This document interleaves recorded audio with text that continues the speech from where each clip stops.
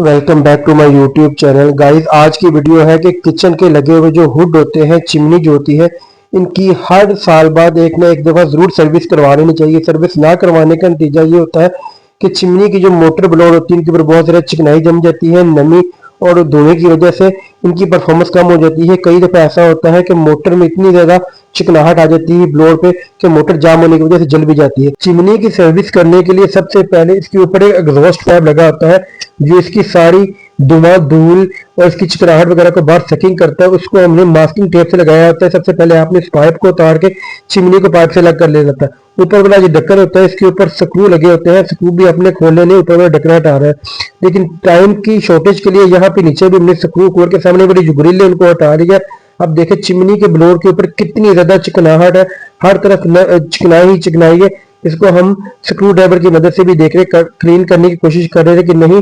Deep cleaning तो हम इसकी वॉशिंग करने के दौरान करेंगे। यहाँ पे आपको टेस्ट करवा देते हैं कि हर साल में कम से कम एक दफा आपने इसको क्लीन करवाना होता है, इसको सर्विस करवाना होता है। इसको सर्विस करवाने के लिए आपको किसी अच्छे टेक्नीशियन की जरूरत होती है जो एक एक्सपर्ट इलेक्ट्रिशियन के साथ साथ एक मैकेनिकल काम भी जानता हो, क्योंकि इसमें से ये सारा शीशे का बना हुआ हुड होता है। इसकी डीप क्लीनिंग और सर्विस करते वक्त बड़ी एहतियात बरतनी पड़ती है। तो सबसे पहले आपने चिमनी को नीचे उतारना। नीचे उतारने के बाद ऊपर वाला जब कवर आप खोलते हैं तो कवर खोलने के बाद अंदर एक ब्लोअर मोटर होती है। इस ब्लोअर मोटर के चारों तरफ ये स्क्रू लगे होते हैं। इन स्क्रू को आपने सबको खोल लेना।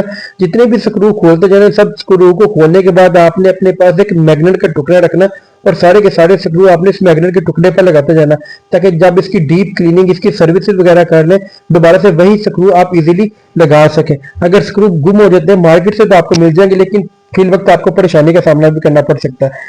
इसी ब्लोअर मोटर की वजह से चिमनी वर्किंग करती है। और जो ब्लोअर चिमनी की बॉडी में कसा गया होता है, इसके चारों तरफ स्क्रू लगाए गए होते हैं। किसी में 8 स्क्रू होते हैं, किसी में 6 स्क्रू होते हैं, लेकिन हर कंपनी का डिफरेंट डिफरेंट क्राइटेरिया होता है।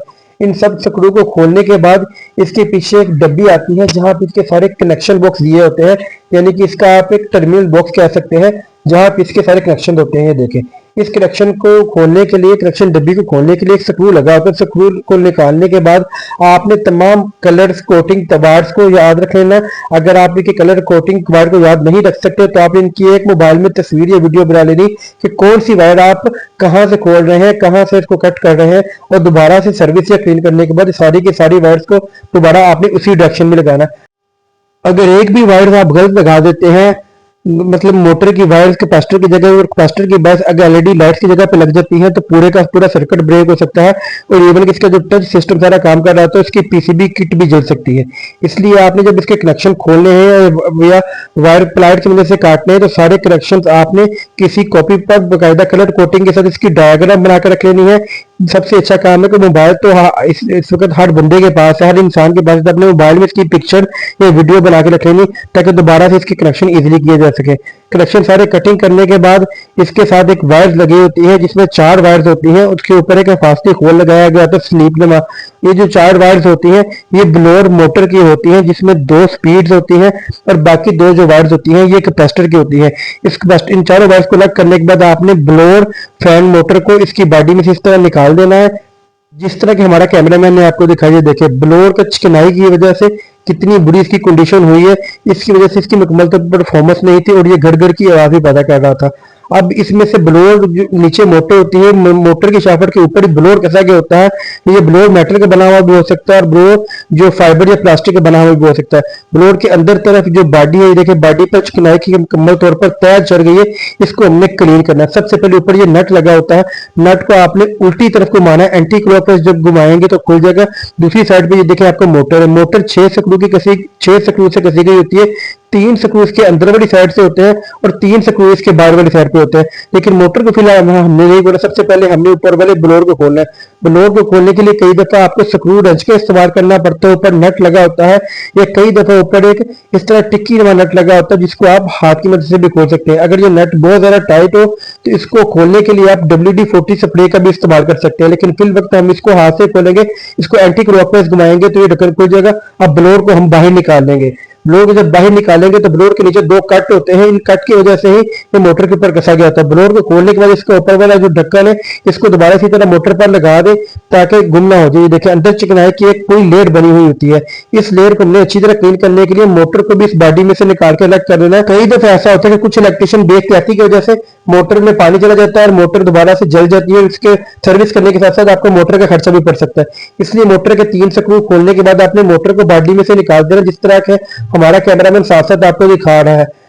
मोटर कुछ मोटर में 6 स्क्रू होते हैं, कुछ में 4 होते हैं, कुछ में 6 स्क्रू होते हैं, लेकिन हमारा ये जो चिमनी है इसके ब्लोअर की मोटर के 3 स्क्रू हैं। 3 स्क्रू को हम खोलेंगे और मोटर को ऊपर वाले शाफ्ट से पकड़ के हम आहिस्ता से बाहर खींचेंगे और मोटर को बाहर निकाल देंगे। मोटर के जो स्क्रू कसे गए होते हैं वो मिलीमीटर चूड़ी में होते हैं, यानी कि वो ब्रिक चूड़ी वाले स्क्रू होते हैं। इनको आपने बड़ी एहतियात से संभाल के रखना है। यहाँ पे हमने तीनों स्क्रू खोल लिए हैं।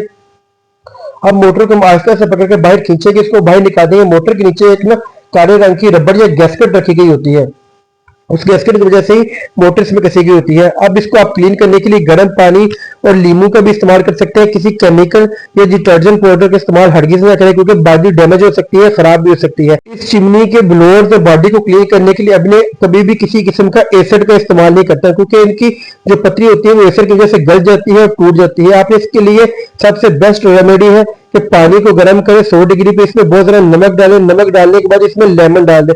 जब पानी 100 डिग्री तक गर्म हो जाए, इसमें लेमन स्क्वीज करने के बाद इसको अच्छी तरह मिक्स कर दें, क्योंकि लेमन एक एंटीऑक्सीडेंट का काम करता है और चिकनाई का बहुत बड़ा दुश्मन है। इस तरह इसकी तमाम बॉडी को किसी टप या बाल्टी में रख दें और इसमें गर्म पानी डाल दें और इसे 1 से 2 घंटे के लिए छोड़ दें। चिमनी को 1 से 2 घंटे गर्म पानी में रखने के बाद अच्छी तरह क्लीन करने के बाद आपके किचन का हुड या चिमनी इस तरह नहीं हो जाएगी जैसे मार्केट से नहीं खरीद कर लाएं।